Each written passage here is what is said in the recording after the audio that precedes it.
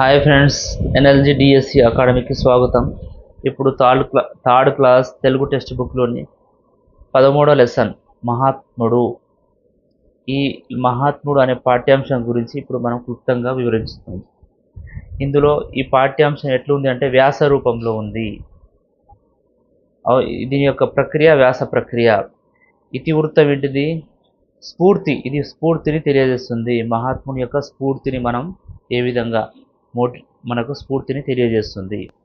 Okay, ఈ పాఠ్యాంశం మొత్తాన్ని నేను చూడండి. పాఠ్యాంశం చేయడం ఈ విధంగా మొత్తం పాఠ్యాంశం ఉంది.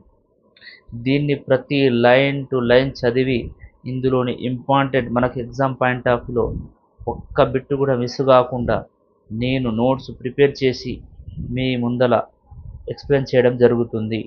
దయచేసి ఈ మంచి సదవకాశాన్ని ఉపయోగించుకోగలరని నా యొక్క విన్నపం. చూడండి, మనది NLG DSC academy YouTube channel, third class Telugu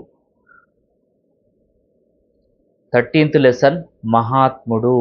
ఇది ప్రక్రియ ఏంది? వ్యాస ప్రక్రియ. వ్యాస రూపంలో ఉంది ఇది మొత్తం.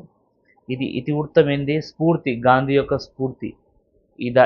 ఈ పాఠం మనం నేర్చుకోవడం ద్వారా మనలో ఒక స్ఫూర్తిని ప్రేరేపించాలి, మనలో స్ఫూర్తిని కలగాలి. అందుకోసం ఈ పాఠ ఉద్దేశం.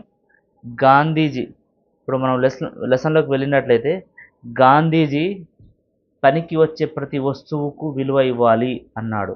ఏం చెప్పాడు? పనికి వచ్చే ప్రతి వస్తువు, ఏ వస్తువుకైనా విలువ ఇవ్వాలి. గాంధీజీ అసలు పేరు మోహన్ దాస్ కరమ్చంద్ గాంధీ. ఈయన 1869 అక్టోబర్ 2న జన్మించాడు. ఎక్కడ? గుజరాత్లోని పోరుబందర్లో జన్మించాడు.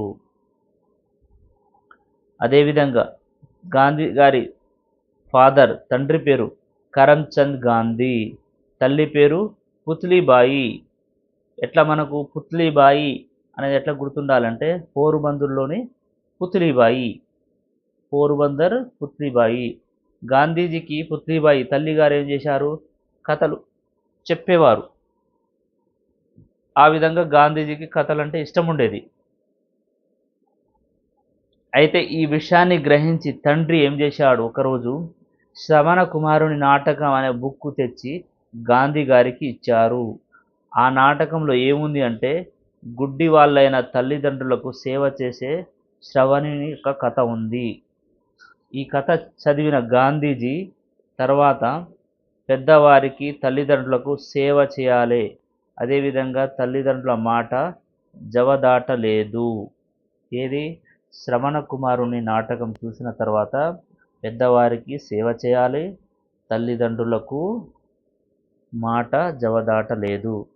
గాంధీజీ ఒకరోజు సత్య హరిశ్చంద్ర నాటకం చూశాడు. ఆ నాటకంలో ఏముంది? క్రమశిక్షణ, సత్యం, అహింస అందులో గుర్తించి అప్పటి నుంచి ఏం చేశాడు గాంధీజీ?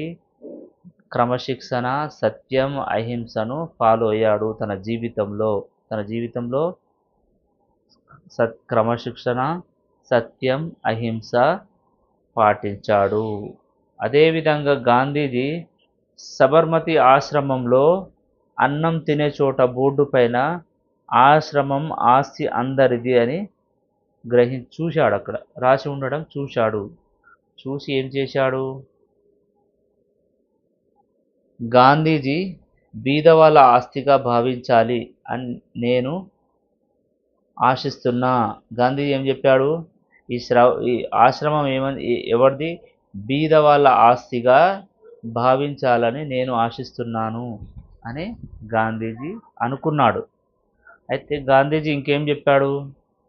అవసరానికి మించి ఉప్పు కూడా వడ్డించరాదు. మనకు ఎంత అవసరమో అంతే తీసుకోవాలి. అవసరానికి మించి ఉప్పు కూడా వడ్డించరాదు అని చెప్పాడు. గాంధీజీ ఇంకేం చెప్పారు? నీటిని, కాగితాన్ని వృధా చేయరాదు అని చెప్పడం జరిగింది.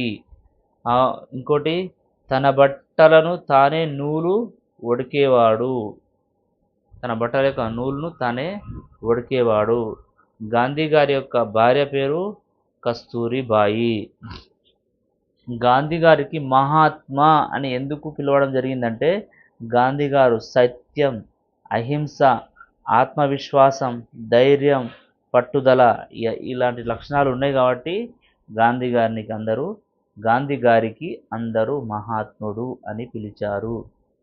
సత్యం, అహింస, ఆత్మవిశ్వాసం, ధైర్యం, పట్టుదల ఇలాంటి లక్షణాలు ఉన్నాయి కాబట్టి గాంధీ గారికి మహాత్ముడు అని పిలవడం జరిగింది. గాంధీ గారు ఏం చేశారు? అంటరానితనం మహాపాపం అన్నారు. అదేవిధంగా మానవులంతా ఒక్కటే అని చెప్పడం జరిగింది. ఓకే ఫ్రెండ్స్, ఈ లెసన్ చివరన సూక్తి ఏముంది అంటే అంబేద్కర్ ఏం చెప్పాడు? ఒక సూక్తి ఉంది లెసన్ చివర. అంబేద్కర్ గారు చెప్పింది ఏంటిది? ఉన్నతమైన ఆదర్శం ఉండటం, ఉన్నతమైన హై లెవెల్ ఆదర్శం ఉండాలి. దాన్ని చేరుకోవడానికి ఏం కావాలి? ఓపిక ఉండాలి, కష్టపడటం ఉండాలి. రెండు కష్టపడి ఓపిక ఉండితే మన యొక్క ఆదర్శం అనేది మనం జీవితంలో ఈ యొక్క సూత్రం జీవితంలో మనం ఒక సూత్రం ఏంది? ఉన్నతమైన ఆదర్శం ఉండటం, దాన్ని చేరుకోవడానికి ఓపిక, కష్టపడడం మన జీవిత సూత్రం ఉండాలి అని అంబేద్కర్ గారు చెప్పారు.